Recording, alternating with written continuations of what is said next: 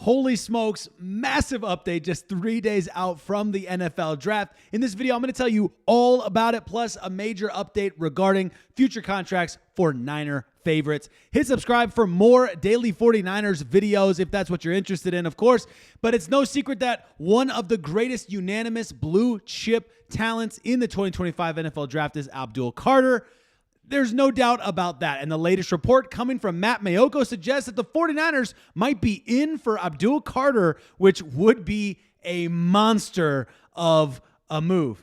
This is coming out of Matt Mayoko's mouth here. I was just talking to someone in New England who thought the 49ers could be in play for pick number 4, and the thought was for Abdul Carter.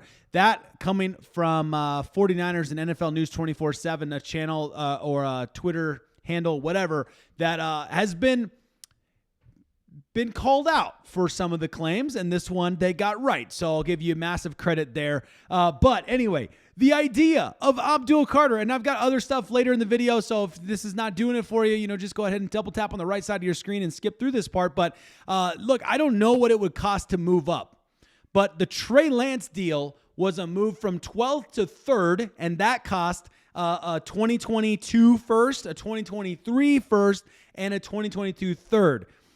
That's a price tag I'm not willing to pay personally. Let me know in the comments if you would be interested in paying that price tag for Abdul Carter. But no, I don't think technically, if you do like the online calculators, it doesn't have to be that bad. But you know how these things go. A team knows the position they're in. They know the talent that's on the board.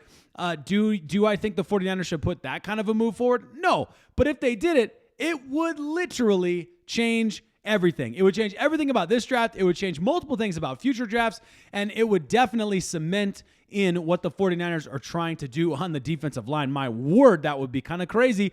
Either way you slice this, I think it's a monster of a move, and I don't think the 49ers should do it at the cost of a Trey Lance move. Is there a cost you'd be willing to move up for him? Of course, there's always a price that you'd be willing to pay. I don't know if the 49ers are willing to pay that price, but the fact that they're out there calling for that opportunity tells you something. I want you to pay attention, okay? Because there were other reports coming out today talking about how the San Francisco 49ers are among teams considering to trade down in the first round of the 2025 NFL draft. That's coming out of the mouth of Adam Schefter. So you've got some reports saying that the 49ers want to trade up, other reports that the 49ers want to trade back. What does that mean? If you read between the lines, I think it's pretty clear.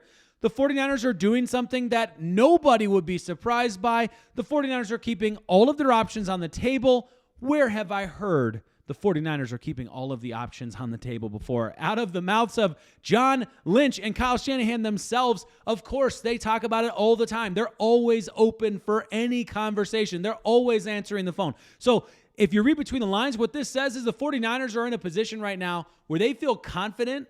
They know their talent that they're looking for, and they know the many different ways they can get their talent, and they're more than willing to hear out opportunities from other teams for trade up, trade back scenarios. And I think that's great. That's exactly what they should be doing. The 49ers at 11 are in a really, really good position to trade up or back because it's not as big of a jump either direction, right? So I think there's a huge advantage there for the 49ers.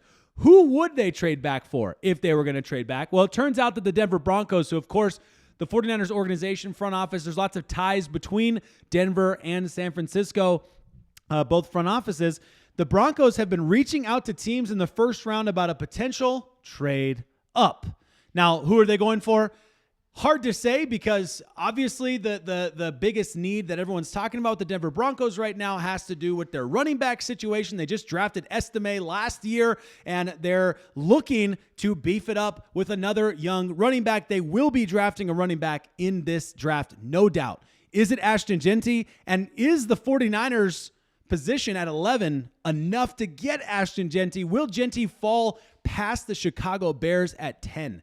That's an interesting question. You know the old rule, don't draft a running back in the first round. There's a lot of good reasons for that, of course, in terms of value, in terms of how much they're worth, in terms of like from a money point of view. Obviously, every individual equally valuable. But like I understand why those arguments exist. I understand the longevity. You draft an Abdul Carter, you might literally have him in your franchise for 14 years. But you draft a Ashton Genty, and he might phase out because running backs just take a beating. It's just a different situation. So when you're looking at these guys, they're not apples to apples. There are different scenarios that play out. So I think that the opportunity for Denver to move up, if it's for Ashton Genty, the Broncos, I don't know. I don't know if the Broncos are going to be able to move up with the 49ers, if that's going to be a good enough move.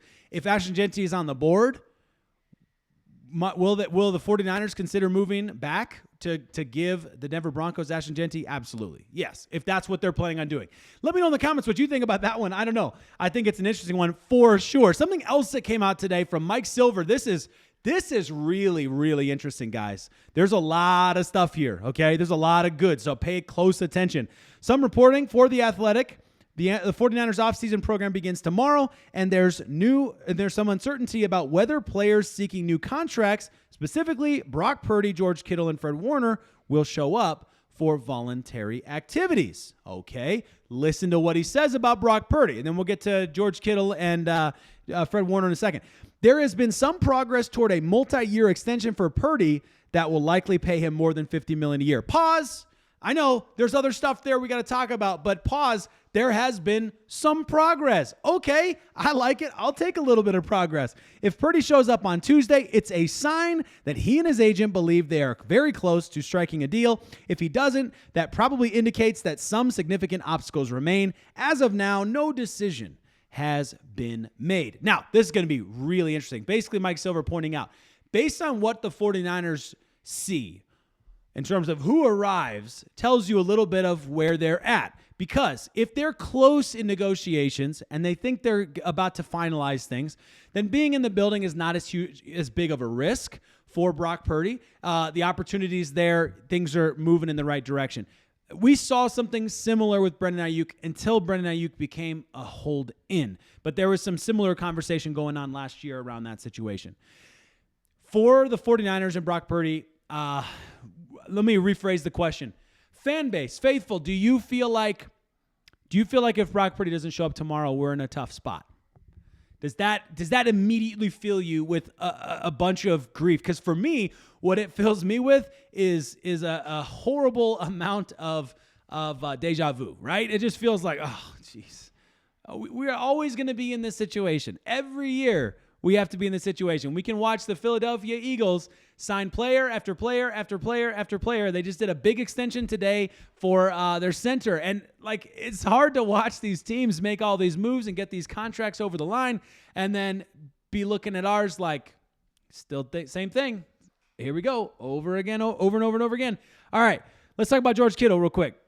And Fred Warner. Warner and the 49ers have yet to have any substantive talks about a possible extension, but the veteran team leader is likely to report. Kittle, heading into the final year of a 5-year, $75 million deal, is much more of a long shot as he and the 49ers remain far apart in discussions about a new deal.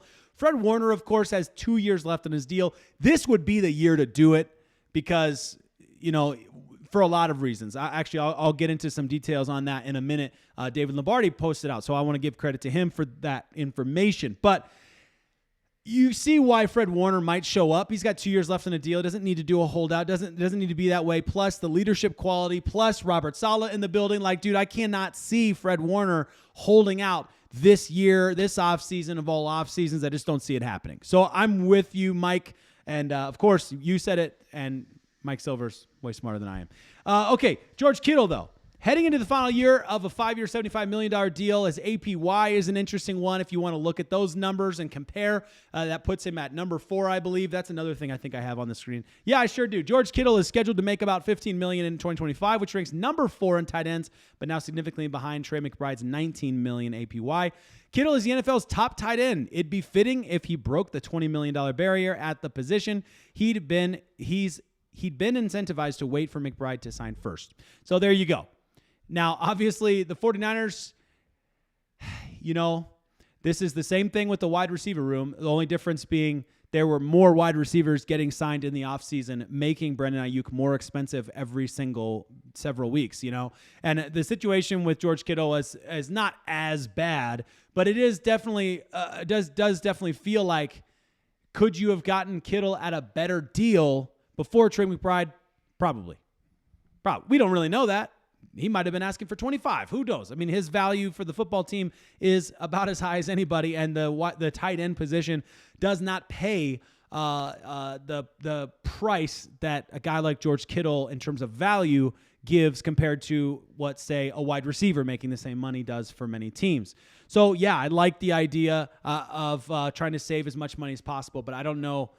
He might have been asking for a lot more. Who's to say? Now, related to Fred Warner, David Lombardi tweeted this: Fred Warner's situation is different since he has 2 years left on his existing contract. Thanks to a $3.6 million buyback bonus SF exercise, 2025 cash flow scheduled to be nearly $22 million. Top of linebacker market is currently $20 million APY, but in 2026, Warner's cash flow will dip to $18 million.